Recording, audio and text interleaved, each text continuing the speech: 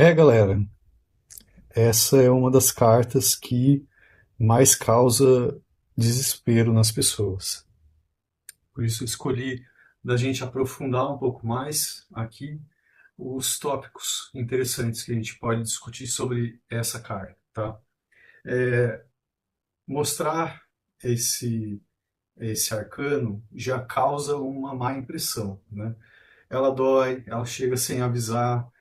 Só que hoje eu quero falar de um jeito diferente, não como um castigo, mas como uma intervenção, né?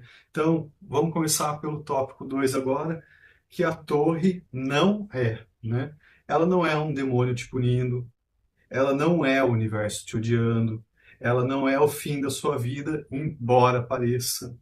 Ela é o fim de uma estrutura que você construiu e que em algum momento virou prisão. Essa é a parte mais complicada. Por quê? Porque a gente vai criando uma prisão depois que a gente sofre algum trauma ou passa por uma dificuldade, né? A gente tem então aqui agora a metáfora do encastelamento, né? Então, quando a gente sofre, a gente se defende como pode.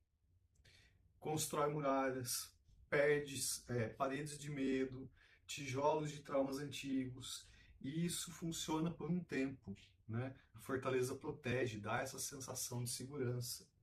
Só que chega um ponto em que essa fortaleza se transforma em prisão, né? Você não está mais seguro e está encarcerado dentro de uma coisa que você mesmo construiu. A torre não derruba a sua vida, ela derruba a fortaleza que você construiu em volta dela, tá? Aí a gente aqui no tópico 4, a intervenção, a gente vai recorrer ao psicanalista Carl Gustav Jung, né? E ele fala sobre o self, que é a inteligência profunda da alma, né?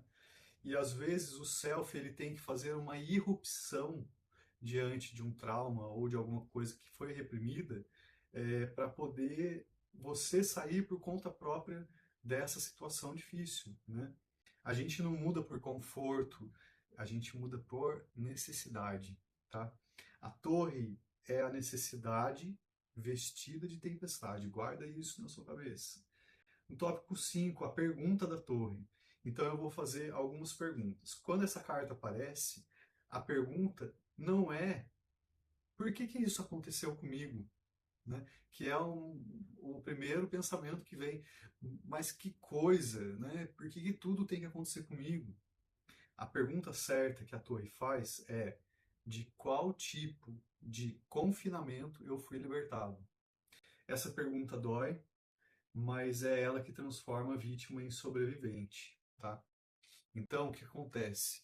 Você está lá sofrendo, tentando esconder os seus desafios, seus medos, suas tristezas, porque você tem que trabalhar e você tem que fingir estar bem, e isso corrói a nossa mente, destrói as nossas energias, né? Então isso é uma coisa que é libertadora. O raio que cai, né, na torre, ou nesse caso aqui, Netuno mandando o raio para a torre ser destruída, é a libertação do indivíduo, né?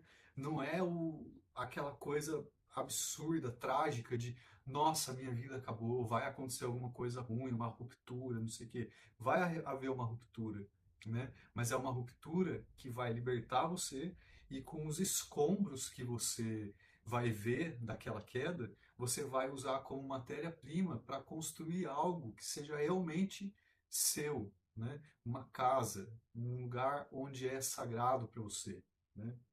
Então, se você está no meio do escombro agora, não se desespere. A torre não reconstrói, ela te devolve ao chão. E é do zero, é dali, desse momento, que a alma finalmente respira. No canal Templo da Travessia, a gente tem uma fogueira sempre acesa, né, que está nesse lugar, para que você venha, ouça, acompanhe, reflita principalmente sobre essas questões, tá?